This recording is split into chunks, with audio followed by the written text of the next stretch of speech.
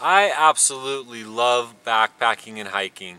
It gives you the opportunity to get out into some amazing country, witness some gorgeous scenery, connect with nature, and enjoy a little bit of solitude along the way. The gear choices can be as simple or as complex as you'd like them to be. One piece of gear that's always a necessity, however, is of course a backpack. Now the pack that we're going to be taking a look at today is the Mountainsmith Eclipse 55, a very, very cool little pack here. In fact, I think you guys are going to like it as much as I do. So stay tuned for a little bit of info on this rockin' little pack.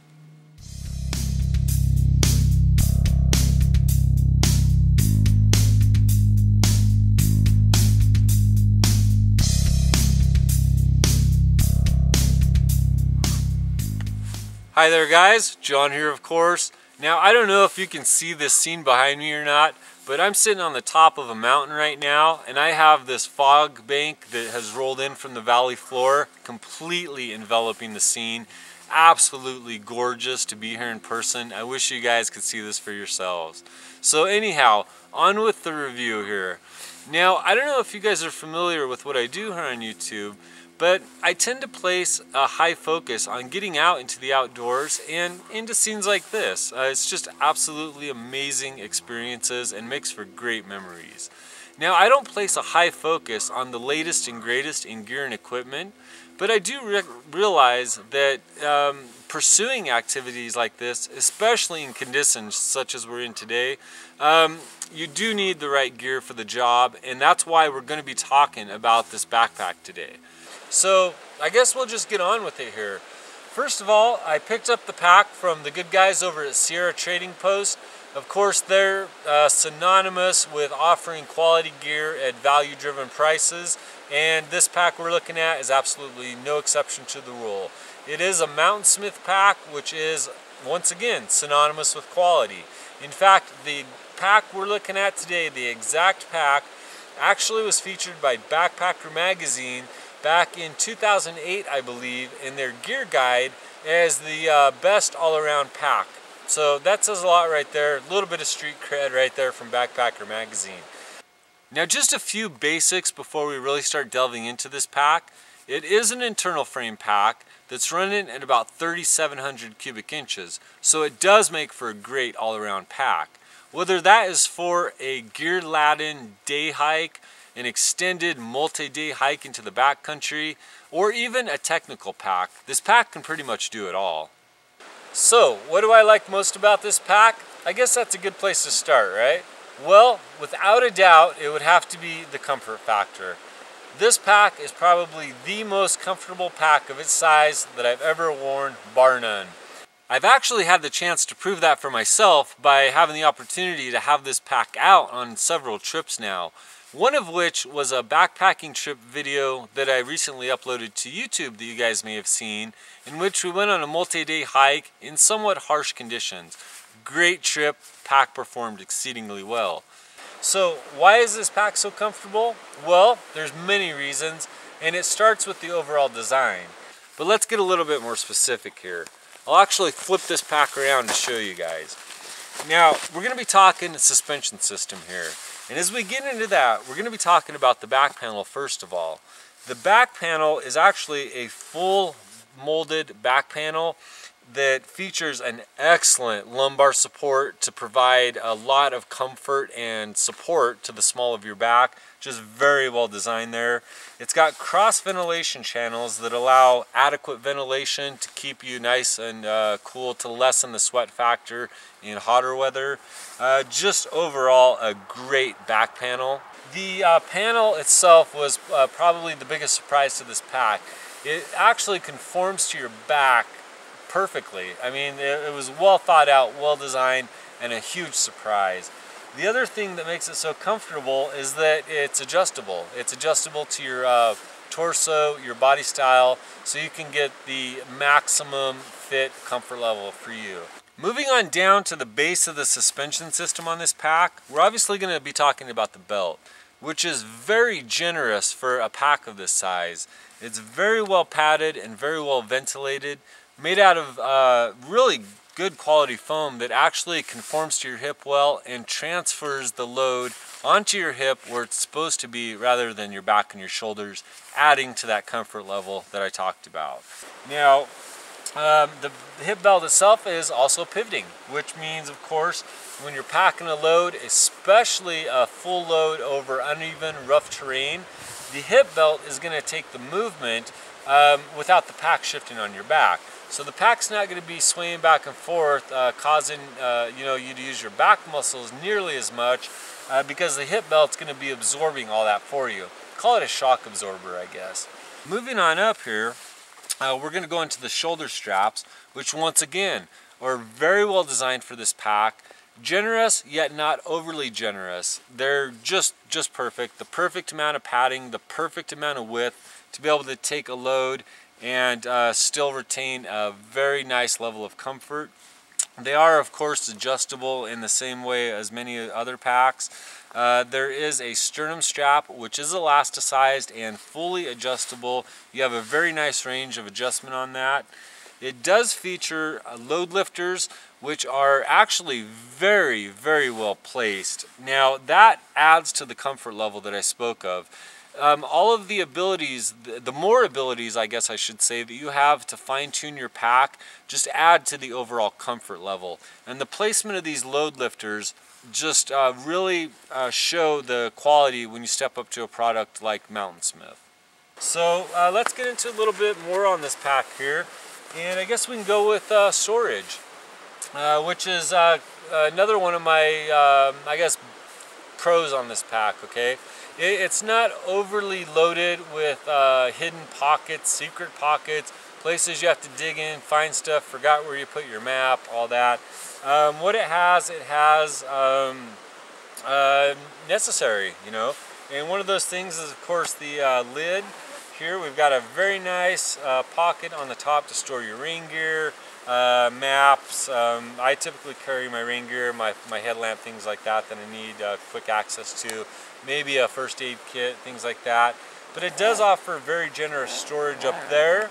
We're going to flip the pack back around here and go next to one of my favorite features of this pack, which is these side pockets. Absolutely love these side pockets.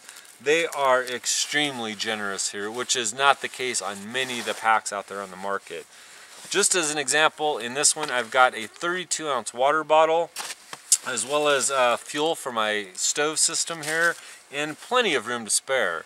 They're made out of a double mesh, which is very durable. It's actually kind of ripstop and breathable.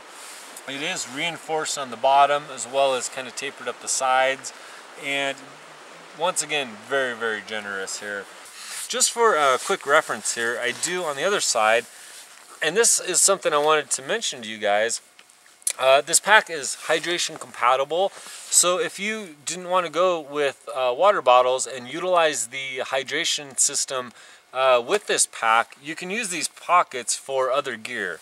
And in this one, I've actually got a full fleece vest, so that gives you some type of idea of the capacity, the side pockets of this pack. Now, other things that you can carry in there, you can pretty much carry anything you want. I do a lot of filming, of course, as I'm doing now, and so I like to carry my camera gear. It fits really well in there. There is on the inner lid here, which I'll show you when I open it, there is a mesh pocket for storage. I tend to keep my maps, things like that in there. It's not overly large, especially when you have the top lid fully loaded. Another huge bonus of this pack, for me at least, is the compressibility factor here. Now, this pack is not lacking in compression straps, and I absolutely love that because it means that if I'm going with a lighter load, if it's a day trip, a warm weather trip where I don't need as much gear, I can still utilize the pack and compress it enough to keep everything nice and tight inside. Let me show you some of these. Now, of course, you've got the side straps, as most packs do. You've got one down low, you've got one up high. And these cinch down as much as you need or release as much as you need. And so that'll keep the sides, both sides obviously feature that. That'll keep the internal load compressed down as much as possible there. The lid actually is, like I said, a floating lid. and offers compression straps there as well. Now let's unbuckle this other strap here and take a quick look at just the top of the inside of the pack. If I unbuckle the other strap first, of course. Now, getting in here, we actually have another compression strap which keeps the pack closed and tight and can also be used to store other items. Now this is where we're talking something like a technical pack. You can attach your climbing rope, something of that nature, utilizing this strap. So really good there. The collar of the pack is actually a spindrift collar. Really simple here, just a top opening pack. Opens up quite wide, and you can see, even though I've got this pack fully loaded for cold weather conditions, I still have room to spare in here. And probably my last absolute favorite feature of this pack is the full side zip zipper here, access. Fully opens up, and if you actually pack your pack right, allows you instant, easy access to gear on the trail without having to dig through the pack. So definitely a thumbs up on the full zip side panel. Now that I've got the top cinched back up, we'll move along here really quickly and just kind of round this out. At the bottom here, we also have a couple more straps. These straps also act as compression of sorts, also allowing you to attach gear to them as well. They are adjustable, so you can attach something like a sleeping pad or a climbing rope, once again, to either the front here or through the bottom of the pack, whichever your preference. So it kind of gives you a little bit of versatility there. Now while we are down here at the bottom of the pack, I would like to mention a slight con that I have regarding this, and that is the lack of a accessed separate sleeping compartment here. And by that I mean there's no zipper to be able to access your sleeping bag if you want to do so independently. Not a deal breaker by any means, just one of those niceties that I would have liked to see on this pack.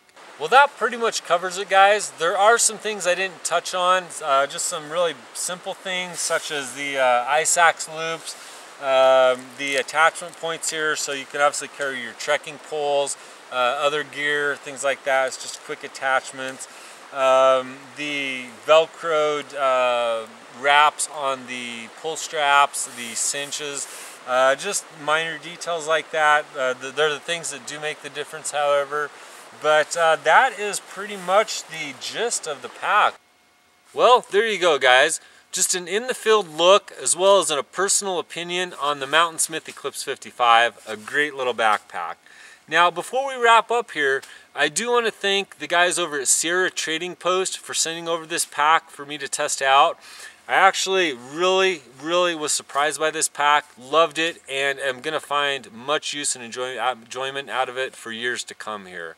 Now, with that said, I also wanted to say something else. Earlier in the video, I mentioned my personal belief in focusing on the outdoors and not letting money be a restriction to that. Now, Sierra Trading Post actually matches that value to a T. I've actually purchased other gear from them, such as the boots that have kept me warm during this trip and this review here in these cold, wet, snowy temperatures. So they just offer really good gear at extremely value-driven prices. Can't say enough good stuff about them. In fact, you know, you're going to want to go over and check them out. One thing they have been kind enough to do is to extend a deal on an already very value-priced product, which is this pack, via a link that you will find down in the description area below this video. So if you're interested in this pack, go ahead and check out that link. You're going to find yourself a nice surprise down there. And while you're at it, you might want to check out Sierra Trading Post here on YouTube. They're actually doing some great stuff over there. I've mentioned them before in one of my videos, in fact. And I am going to put a link to their channel right up here in the corner for you guys to go check out. They offer some very solid outdoor tips, specifically related around gear, how to get the most out of it, how to care for it, things of that nature. And one other thing I really enjoy about them is they do a live interactive broadcast via their YouTube channel. So it allows people like you and I to get on there and ask questions about a product like this, any other questions we may have that they may have the answers to, it just furthers that interactive process that we all enjoy here on YouTube and makes it such a fun experience. So just all around great stuff. Now I'm going to quit rambling here. The dark's settling on me. The fog seems to be lifting a little bit, but I do got to get off this mountain still. So until next time, you guys take the best of care, and we'll be seeing you soon.